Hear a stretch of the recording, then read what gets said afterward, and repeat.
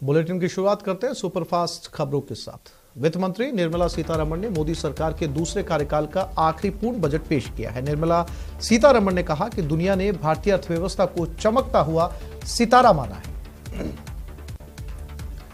उन्होंने कहा कि भारत की अर्थव्यवस्था सही दिशा में चल रही है और सुनहरे भविष्य की ओर अग्रसर है। इस दौरान वित्त मंत्री ने कहा, इस बजट की 7 प्राथमिकताएं हैं।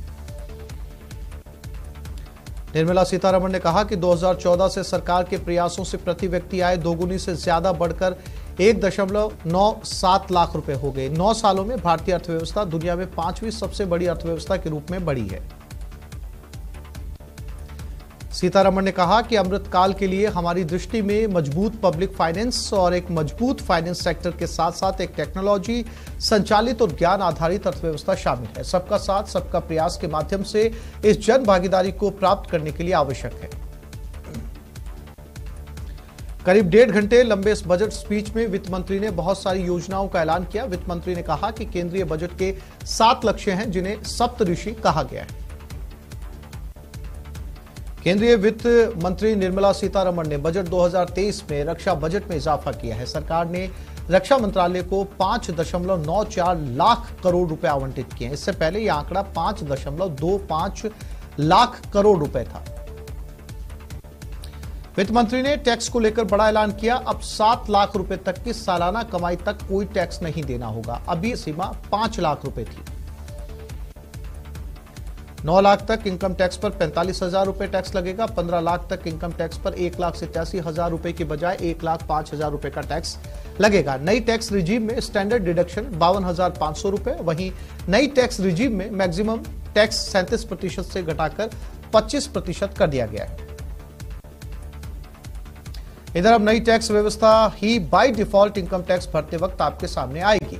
हालांकि आयकरदाता को यह छूट होगी कि वो पुरानी टैक्स व्यवस्था भी चुन सकते हैं। नई टैक्स व्यवस्था में आप 80C के तहत मिलने वाली छूट का लाभ नहीं ले पाएंगे। वित्त मंत्री ने कहा कि रेलवे का कायाकल्प करने के लिए 2.4 लाख करोड़ रुपए का निवेश किया जाएगा। कई नई रेलें चलाई जाएंगी। केंद्रीय वित्त मंत्री निर्मला सीतारमण ने बजट 2023 में रेलवे के लिए बड़ा ऐलान किया। रेलवे के लिए इस बार 2.4 लाख करोड़ रुपए का बजट का प्रावधान किया गया। यह 2013-14 बजट से करीब 9 गुना ज्यादा है। यह रेलवे के लिए अब तक का सबसे अधिक पूंजी परिव्यय है। बजट घोषणाओं के अनुसार खिलौने, साइकिल, ऑटोमोबाइल सस्ते होंगे, इलेक्ट्रॉनिक वाहन सस्ते होंगे, वहीं कुछ मोबाइल फोन कैमरे के लेंस भी सस्ते होंगे। वहीं दूसरी तरफ विदेशों से आने वाली चांदी की चीजें महंगी होंगी, सिगरेट महंगी होगी, देशी किचन चिमनी भी महंगी होगी। वित्त मंत्री निर्मला सीतारमण ने कहा कि क्षेत्रीय हवाई संपर्क में सुधार के लिए 50 अतिरिक्त हवाई अड्डे, हेलीपैड, वाटर एरोड्रोम, उन्नत लैंडिंग ग्राउंड को नवीनीकृत किया जाएगा। वित्त मंत्री ने राज्य सरकारों के लिए भी बड़ी घोषणा की। केंद्र सरकार ने राज्यों को 50 साल का ब्याज मुक्त कर्ज और 1 साल के लिए बढ़ाया। वित्त मंत्री ने कहा कि छोटे उद्योगों को 9,000 करोड़ की क्रेडिट गारंटी दी जाएगी ताकि छोटे उद्योग आगे बढ़ सके। महामारी से प्रभावित एमएसएमई को राहत दी जाएगी। एमएसएमई के लिए संविदागत विवादों के निपटान के लिए स्वैच्छिक समाधान योजना लाई जाएगी। एमएसएमई के लिए 2 लाख करोड़ की क्रेडिट गारंटी स्कीम लाई जाएगी। एमएसएमई क्षेत्र को टैक्स में राहत दी जाएगी। इस साल के बजट में 5% से कम नकदी वाले एमएसएमई को छूट दी जाएगी। एमएसएमई को 3.7 लाख की राहत दी जाएगी। देश में महिला सम्मान बचत पत्र योजना शुरू होगी। इसमें महिलाओं को 2 लाख की बचत पर 7.5% का ब्याज मिलेगा। वरिष्ठ नागरिक खाता स्कीम की सीमा 4.5 लाख से 9 लाख रुपए की जाएगी। गरीबों को अगले 1 साल तक मुफ्त अनाज योजना दी जाएगी। इसके लिए 2 लाख करोड़ रुपए का बजट लागू किया जाएगा। वित्त मंत्री निर्मला सीतारमण ने कहा कि कृषि से जुड़े स्टार्ट को प्राथमिकता दी जाएगी। इसके लिए युवा उद्यमियों द्वारा कृषि स्टार्टअप्स को प्रोत्साहित करने के लिए एग्रीकल्चर एक्सीलेटर फंड बनाया जाएगा। वहीं पशुपालन, डेयरी और मत्स्य पालन को ध्यान में रखते हुए कृषि ऋण लक्ष्य को बढ़ाकर 20 लाख करोड़ रुपए करने का ऐलान किया गया है। अगले 3 सालों में 1 करोड़ किसानों को प्राकृतिक खेती अपनाने के लिए मदद की जाएगी। 10,000 बायो इनपुट रिसोर्स सेंटर खोले जाएंगे। वित्त मंत्री ने कहा कि राज्यों की सक्रिय भागीदारी, सरकारी और सार्वजनिक पार्टनरशिप के साथ मिशन मोड पर पर्यटन को बढ़ावा दिया जाएगा। पशुपालन, डेयरी और मत्स्य पालन पर ध्यान देने के साथ कृषि कर्ज लक्ष्य को बढ़ाकर 20 लाख करोड़ रुपए किया जाएगा। वित्त मंत्री ने कहा कि युवा उद्यमियों द्वारा कृषि स्टार्टअप को प्रोत्साहित करने के लिए कृषि कोष भी बनाया जाएगा। केंद्र सरकार प्रधानमंत्री कौशल विकास योजना 4.0 लॉन्च करेगी। युवाओं को अंतर्राष्ट्रीय अवसरों के लिए कुशल बनाने के लिए विभिन्न राज्यों में 30 स्किल इंडिया इंटरनेशनल सेंटर स्थापित किए जाएंगे। कमर्शियल विवाद के निपटारे के लिए सरकार विवाद से विश्वास 2 योजना लाएगी। पीएम प्रणाम योजना की शुरुआत होगी। ये योजना वैकल्पिक उर्वरकों को बढ़ावा देने के लिए होगी। इसके अलावा गोवर्धन स्कीम के तहत 500 नए संयंत्रों की स्थापना की जाएगी। 50 पर्यटन स्थलों की पहचान की जाएगी। घरेलू और अंतर्राष्ट्रीय पर्यटन को संपूर्ण पैकेज के रूप में इन्हें विकसित किया जाएगा। राज्यों को राजधानी में यूनिटी मॉल खोलने के लिए प्रोत्साहित किया जाएगा। इसके तहत 1 डिस्ट्रिक्ट 1 प्रोडक्ट और हैंडीक्राफ्ट आइटम को बढ़ावा मिलेगा।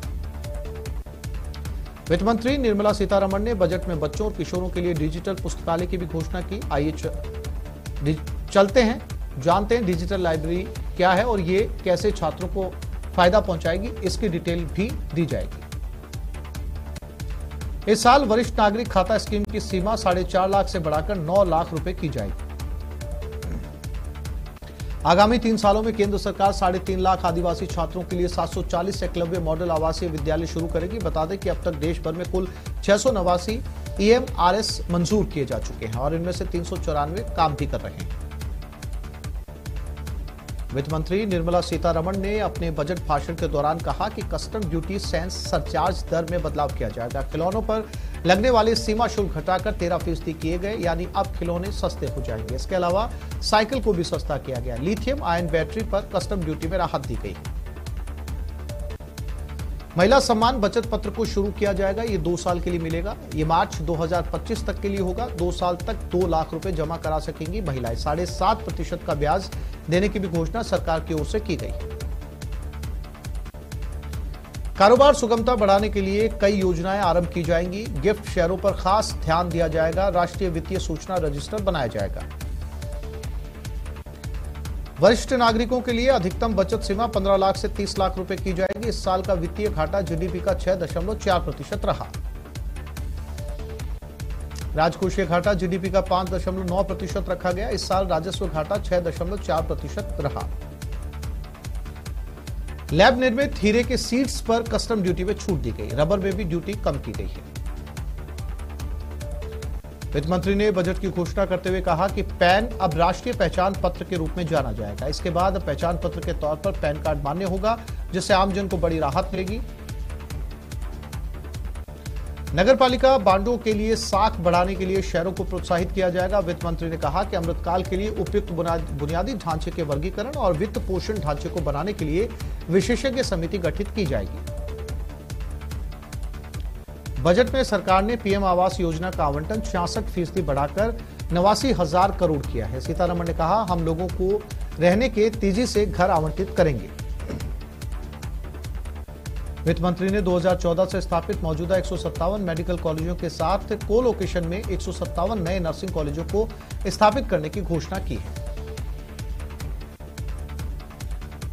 निर्मला सीतारमण ने कहा कि विशेष रूप से जनजातीय समूहों की सामाजिक आर्थिक स्थिति में सुधार के लिए पीएम पीबीटीजी विकास मिशन शुरू किया जाएगा, ताकि पीबीटीजी बस्तियों को मूलभूत सुविधाओं से परिपूर्ण किया जा सके। अगले 3 सालों में योजना को लागू करने के लिए 15,000 करोड़ रुपए उपलब्ध करवाए जाएंगे। पीएम विश्वकर्म कौशल सम्मान परंपरागत कारीगरों और शिल्पकारों के लिए सहायता के पैकेज की परिकल्पना की गई, जो उन्हें एमएसएमई मूल्य श्रृंखला के साथ एकीकृत करते हुए अपने उत्पादों की गुणवत्ता, पैमाने और पहुंच में सुधार करने में सक्षम बनाएगा। वित्त मंत्री निर्मला सीतारमण ने घोषणा की कि भारतीय मिलेट्स अनुसंधान संस्थान को उत्कृष्टता केंद्र के रूप में समर्थन दिया जाएगा।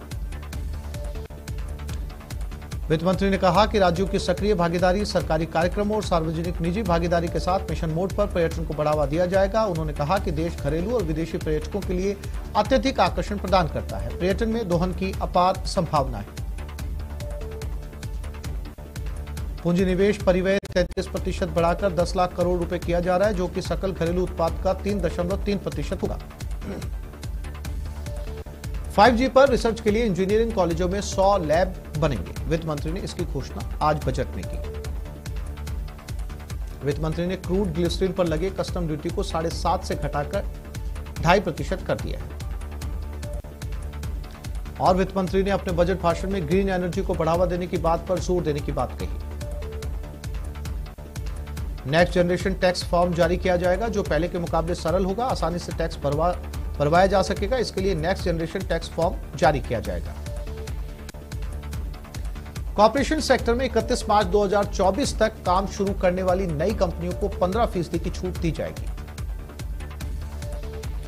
गोवर्धन योजना के लिए 10,000 करोड़ का आवंटन किया जाएगा। इसके लिए जरूरी राहत दी जाएगी।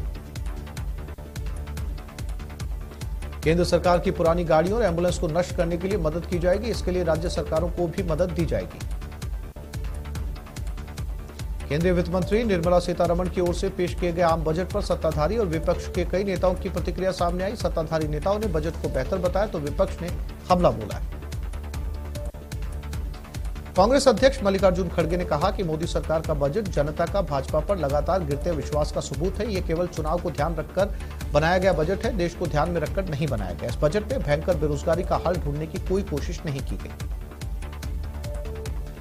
जम्मू कश्मीर के पूर्व मुख्यमंत्री फारूक अब्दुल्ला ने कहा कि बजट में मध्यम वर्ग को मदद दी गई, सबको कुछ न कुछ दिया गया है। 1.5 घंटे तक हमने बजट सुना, अब हम इस पर बात करेंगे जब मौका आएगा। कांग्रेस सांसद कार्ति चिदम्बरम ने कहा कि बजट का एक बड़ा हिस्सा राष्ट्रपति के अभिभाषण और आर्थिक सर्वेक्षण रिपोर्ट की पुनरावृत्ति है।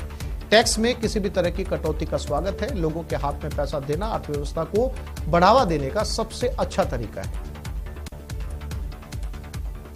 भाजपा सांसद गौतम गंभीर ने कहा कि आम आदमी के लिए बजट बहुत अच्छा है। ये एक ऐतिहासिक कदम है। मध्यम वर्ग को इस बजट से बहुत राहत मिलेगी।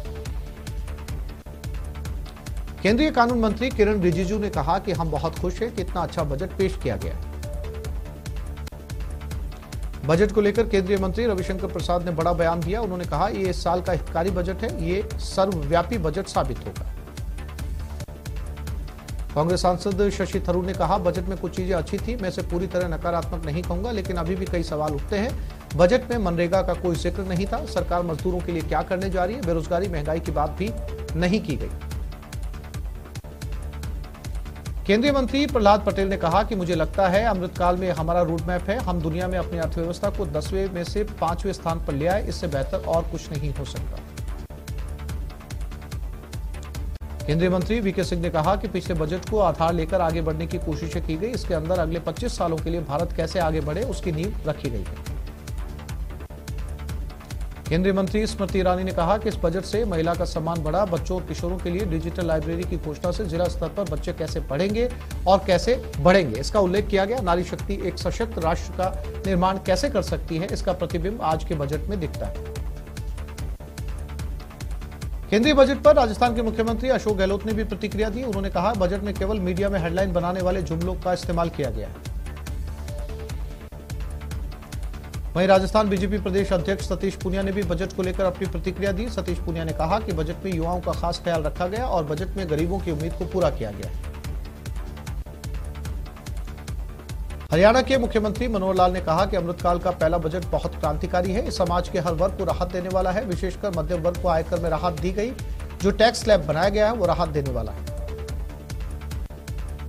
आरजेडी सांसद मनोज झा ने कहा कि मैंने वित्त मंत्री को कई बार कहा कि जब भी बजट बनाए तो अनुच्छेद 39 को देखिए। संविधान से आंखें मूंद कर स्तुति गान वाला बजट बनाते हैं तो कुछ हासिल नहीं होगा। रोजगार के लिए आपने गोल गोल बातें की। सपा सांसद डिंपल यादव ने कहा कि ये चुनावी बजट है, किसानों के लिए कुछ नहीं है। किसानों की एमएसपी की बात नहीं की गई। रेलवे को पूरी तरीके से नजरअंदाज किया गया। आधी से ज्यादा आबादी गांव में बसती है, लेकिन उनके लिए कुछ नहीं किया गया। ये बहुत ही निराशाजनक बजट है।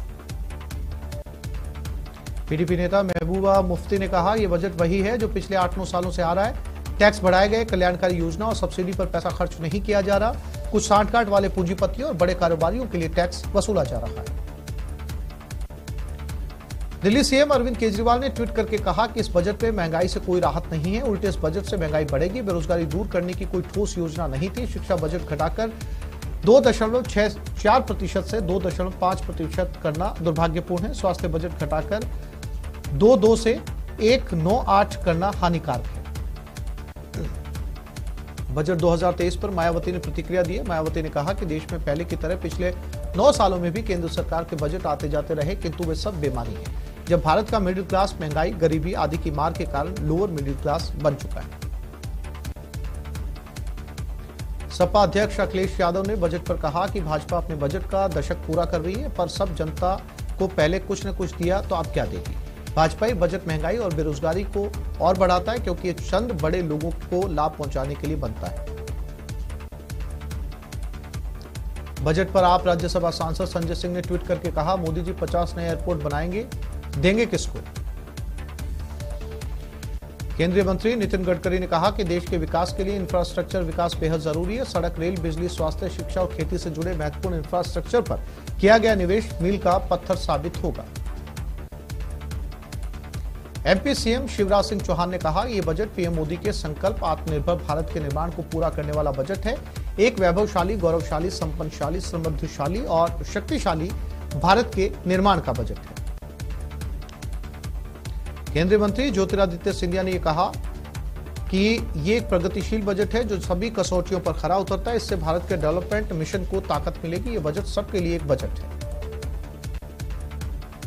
महाराष्ट्र के उप मुख्यमंत्री देवेंद्र फडणवीस ने कहा, प्रधानमंत्री के नेतृत्व में वित्त मंत्री निर्मला सीतारमण द्वारा पेश किया गया बजट सर्वजन हिताय बजट है। जो लोग विकास में पिछड़े हैं, छोटे उद्योग, किसान, युवा, मिडिल क्लास को मद्देनजर रखते हुए बजट बनाया गया है। उत्तर प्रदेश के मुख्यमंत्री योगी आदित्यनाथ ने ट्वीट करके लिखा, मैं आजादी के अमृत काल में प्रस्तुत विकसित भारत के संकल्प को पूर्ण करते हुए सर्वसमावेशी और लोक कल्याणकारी केंद्रीय बजट का स्वागत करता हूं। भाजपा के राष्ट्रीय अध्यक्ष जेपी नड्डा ने कहा, अमृतकाल का पहला बजट पीएम मोदी के दूरदर्शी नेतृत्व को दर्शाता है। यह बजट हमारी स्थिर अर्थव्यवस्था, युवा भारत की शक्ति और बहुसांस्कृतिक कार्य नैतिकता को दर्शाता है। कांग्रेस महासचिव केसी वेणुगोपाल ने कहा कि यह बजट देश की वास्तविक भावना को संबोधित नहीं कर रहा, जो कि बेरोजगारी और मूल्य वृद्धि है। इसमें केवल फैंसी घोषणाएं हैं जो पहले भी की गई हैं। पीएम किसान योजना से सिर्फ बीमा कंपनियों को फायदा हुआ, किसानों को नहीं। पश्चिम बंगाल की मुख्यमंत्री ममता बनर्जी ने कहा, केंद्रीय बजट पूरी तरीके से अवसरवादी और जनविरोधी है। गरीब वंचित रहेंगे, जबकि इस बजट से केवल एक वर्ग के लोगों को लाभ होगा। कांग्रेस सांसद गौरव गोगोई ने कहा, मूल्य वृद्धि, महंगाई, बेरोजगारी का कोई समाधान नहीं, गरीबों को सिर्फ लफाजी मिली है। बजट का फायदा बड़े उद्योगपतियों को होता है। महंगाई और मूल्य वृद्धि को देखते हुए 7 लाख रुपए तक की कर छूट नगण्य है। बिहार के उप मुख्यमंत्री तेजस्वी यादव ने निर्मला सीतारमण के बजट भाषण पर अपनी प्रतिक्रिया में कहा कि इस बजट में बिहार के लिए कुछ नहीं दिया गया। केंद्रीय बजट को लेकर सांसद सीपी जोशी का बयान सामने आया। सीपी जोशी ने कहा कि हम अमृतकाल के इस बजट का स्वागत करते हैं। यह बजट समग्र, समावेशी और हर वर्ग को छूने वाला है। केंद्र के बजट पर प्रतिक्रिया सांसद सुमेधानंद सरस्वती ने भी दी। उन्होंने कहा, देश के विकास के लिए बहुत ही अच्छा बजट। किसानों और मध्यम वर्ग को सबसे ज्यादा फायदा। किसान सम्मान निधि का बजट भी बढ़ाया गया। बजट पेश होने के बाद प्रधानमंत्री नरेंद्र मोदी ने अपनी प्रतिक्रिया दी। प्रधानमंत्री नरेंद्र मोदी ने इस बजट को बेहद शानदार बजट बताया। बजट 2023 को लेकर प्रधानमंत्री नरेंद्र मोदी ने कहा, करोड़ों विश्वकर्मा इस देश के निर्माता हैं। मूर्तिकार, शिल्पकार, ये सभी देश के लिए मेहनत करते हैं। देश इस बजट में पहली बार अनेक प्रोत्साहन योजना को लेकर आया है। उन्होंने आगे कहा, गांव में रहने वाली महिलाओं से लेकर शहरी महिलाओं के लिए सरकार ने अनेक कदम उठाए। ऐसे अनेक कदमों को पूरी ताकत से आगे बढ़ाया जाएगा। इसके अलावा महिलाओं के सेल्फ हेल्प ग्रुप भारत में बड़ी जगह अपने लिए ले चुके हैं। इन्हें संबल देने के लिए नई पहल बजट में की गई है। महिलाओं के लिए एक विशेष बजट योजना भी शुरू की जा रही है। पीएम मोदी ने कहा, भारत सरकार ने सबसे बड़ी अन्न भंडारण योजना बनाई है। सबसे बड़ी स्टोरेज कैपेसिटी के लिए अब हमें डिजिटल पेमेंट की सफलता के लिए कृषि सेक्टर में दोहराना है। इसलिए इस बजट में हम डिजिटल एग्रीकल्चर इंफ्रास्ट्रक्चर की बड़ी योजनाएं लेकर आए। उन्होंने आगे कहा, हम मोटा अनाज के लिए बड़ी योजना लेकर आए हैं। जब ये घर घर पहुंच रहा है, पूरी दुनिया में पॉपुलर हो रहा है, तो इसका सबसे ज्यादा फायदा भारत के किसानों को होना है। इसलिए बजट में इसके लिए श्री अन्न की बड़ी योजना बनाई गई है। इससे हमारे आदिवासी भाई बहन जो किसानी करते हैं उन्हें फायदा मिलेगा। पीएम ने कहा, बजट में हमने तकनीक और न्यू इकोनॉमी पर बहुत बल दिया है। डिजिटल भारत आज रेल, मेट्रो, वाटरवेज आदि जगहों पर 2014 की तुलना में इंफ्रास्ट्रक्चर में निवेश में 400% से ज्यादा की वृद्धि की गई। भारत के इंफ्रास्ट्रक्चर भारत में युवाओं के लिए रोजगार देंगे और एक बड़े वर्ग के लिए लाभकारी साबित होगा। प्रधानमंत्री ने आगे कहा, अमृतकाल का पहला बजट विकसित भारत के विराट संकल्प को पूरा करने के लिए एक बजट एक मजबूत नींव का निर्माण करेगा। यह बजट वंचितों को वरीयता देता है। यह बजट आज की आकांक्षी समाज, गांव, गरीब, किसान, मध्यम वर्ग सभी के सपनों को पूरा करेगा। प्रधानमंत्री ने कहा, यह बजट सहकारिता को ग्रामीण अर्थव्यवस्था के विकास की धुरी बनाएगा। सरकार ने कोऑपरेटिव सेक्टर में दुनिया की सबसे बड़ी अन्न भंडारण योजना बनाई है। बजट में नए प्राइमरी कोऑपरेटिव्स बनाने की एक महत्वाकांक्षी योजना का भी ऐलान हुआ है। पीएम ने कहा, वर्ष 2014 की तुलना में इंफ्रास्ट्रक्चर में निवेश पर 400% से ज्यादा की वृद्धि की गई है। इस बार इंफ्रास्ट्रक्चर पर 10 लाख करोड़ रुपए का अभूतपूर्व निवेश होगा। ये निवेश युवाओं के लिए रोजगार और एक बड़ी आबादी के लिए आय के नए अवसर पैदा करेगा। मोदी सरकार के साल के बजट की अर्थशास्त्रियों ने सराहना की। अर्थशास्त्रियों ने इसे एक प्रोग्रेसिव बजट बताया। तो इस बुलेटिन में फिलहाल इतना ही। नमस्कार।